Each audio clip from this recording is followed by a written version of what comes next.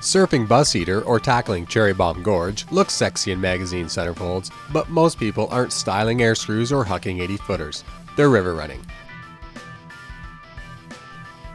We assembled an all-star lineup of 5 flat-bottomed river runners that our testers put through the paces, considering comfort, speed, stability, maneuverability, playfulness, and the ability to punch through holes.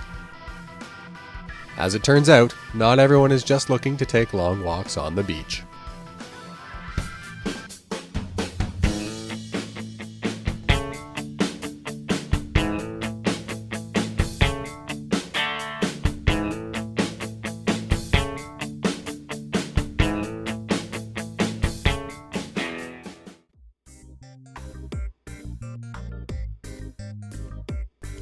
If you want a comfortable boat, you'll want the Stomper. Liquid Logic's super plush, badass outfitting hugs your curves in all the right places. The upgraded backband system that sits low on your back flips up to allow unparalleled access to the stern for any extra cargo.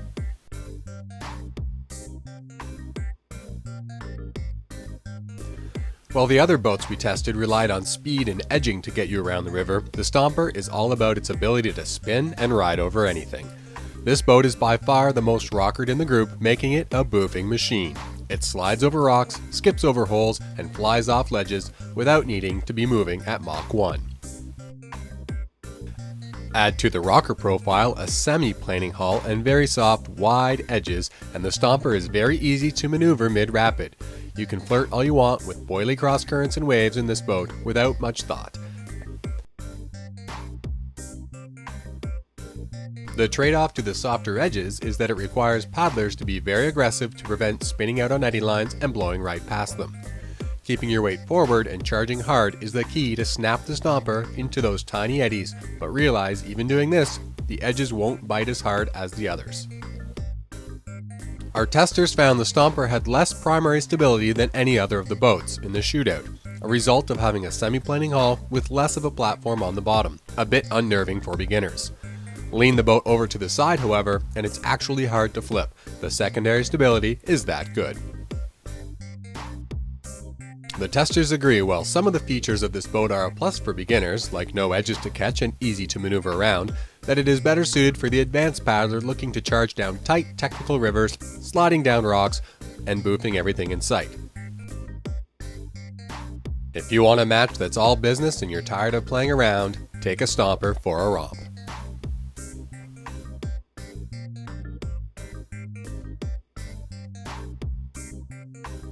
Easy to adjust and intuitive outfitting with lots of grab and security bars for safety had all the testers feeling quickly at ease with the Mamba. We love the high riding backband, giving us awesome contact with the boat and a locked-in feel. Hitting the water, the Mamba sits in the middle of the pack in terms of speed, but still has plenty of get up and go to move around the river with ease.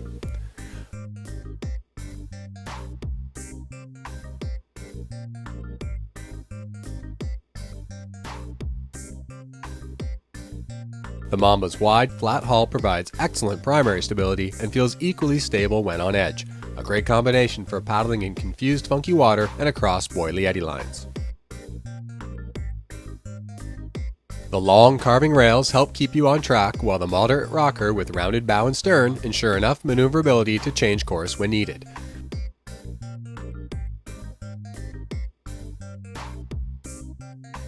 Because the rails are quite sharp, it's important to be mindful of your angles to the current so you don't find yourself unintentionally carving downstream during ferries or ripping off of waves you're trying to surf. A small adjustment to make considering the advantage and confidence you gain in the ability to easily carve out of holes that you don't want to be in. Fortunately, the Mamba punches holes when you want it to thanks to the narrow, sleek bow. Stay in an aggressive position to avoid water grabbing the stern edges and slowing you down in the backwash.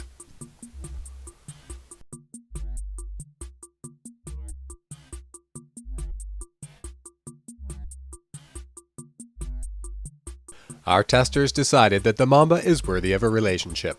The boat would be best suited for intermediate to advanced paddlers who paddle bigger water and like carving deep into eddies. If you're more into steep rocky creeks and waterfalls, the Nomad will be a better mate.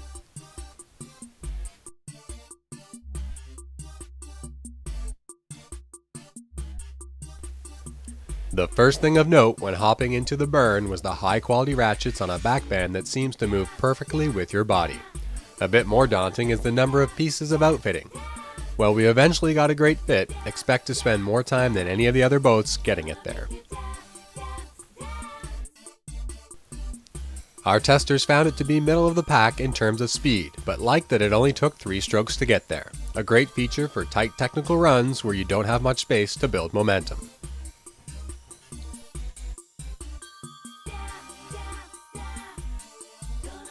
The Burn likes to be dominated, and our aggressive testers were rewarded with a very responsive and quick turning boat. The key to get it to perform is in understanding the redesigned rails. Slightly raised and shorter than the original Burn, the updated edges are less prone to accidentally catching the water or on rocks and lend to a very stable ride. The trade-off to the higher edges is that you need to lean farther over than you want to use them. Advanced boaters won't have any issues with this because the Burn's secondary stability is near the top of the pack. Beginners, however, won't like how far tilted over the sweet spot is and won't be able to use them effectively. Performance on a wave is also compromised by the fact that it's a long way edge to edge in the boat. The Burn easily skips up and over holes. The rocker profile and the peaked water-shedding bow deck help keep the boat on the surface and keep you moving quickly downstream. The extra volume in the stern helps prevent those unintentional backenders too.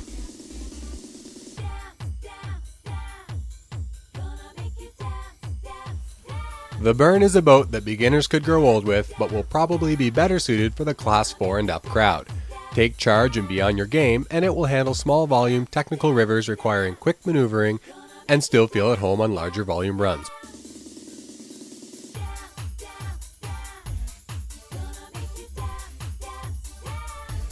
The Jackson Zen was the easiest boat to hop in and get comfortable.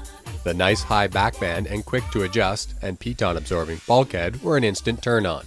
One tester did have a slight mishap when a rope on the backband came untied. Luckily, the outfitting is easy and quick to fix. The Zen has a long, moderate rocker, sits quite low in the water, and feels narrower than the other boats in the shootout. All this adds up, as to one tester put it, a race machine. Setting your ferry angle, you zip speedily across the current, and attainments took less effort than most of the other boats. It gets up to speed within 2 strokes and holds a line with laser-like precision.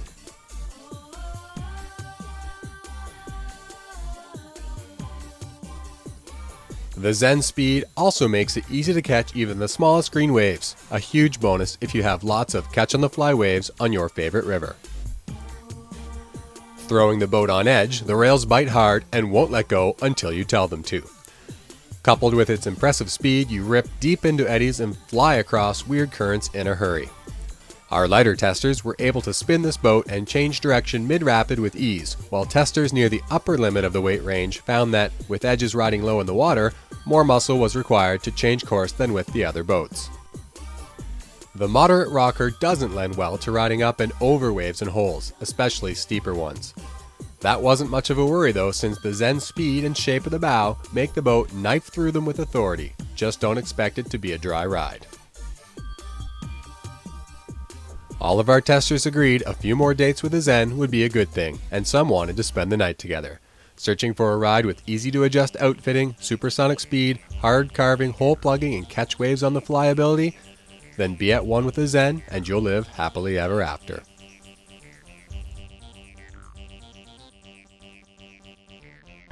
Wave Sport's whiteout outfitting was a hit in the looks department and was compared to a car's smooth leather interior.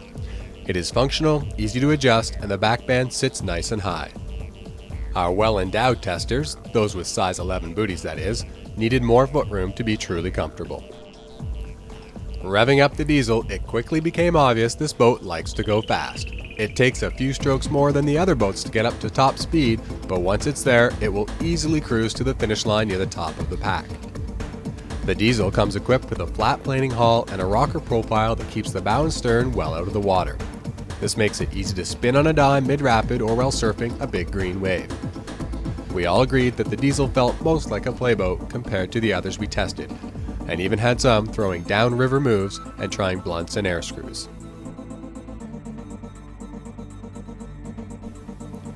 The testers rank the Diesel's primary stability near the bottom of the group. If you are on the high end of wave sport's recommended weight range, or a more timid paddler who leans back a bit, you'll find when keeping the boat flat that eddy lines and cross currents grab the edges and try to flip you. This was easily overcome by staying aggressively forward or keeping the boat on edge. Thankfully, the Diesel is rock solid while on edge. This bomber secondary stability favors boaters who like to drive and carve their way around the squirrely water and in and out of eddies. The combination of the Diesel's downriver speed and ample rocker made it easy to lift the bow up and over waves and skip over less than friendly looking holes.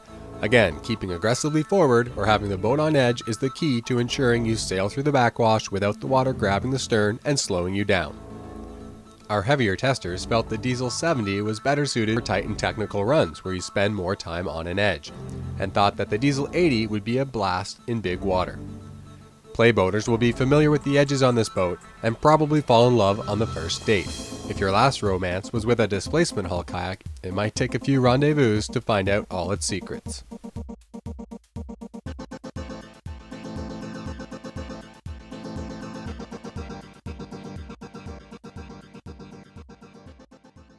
It's really cool. It's shaped basically like a torpedo. It is a little grabby. Easy fix though, like it's not too hard to, I think. Very fast, gets up to speed quickly.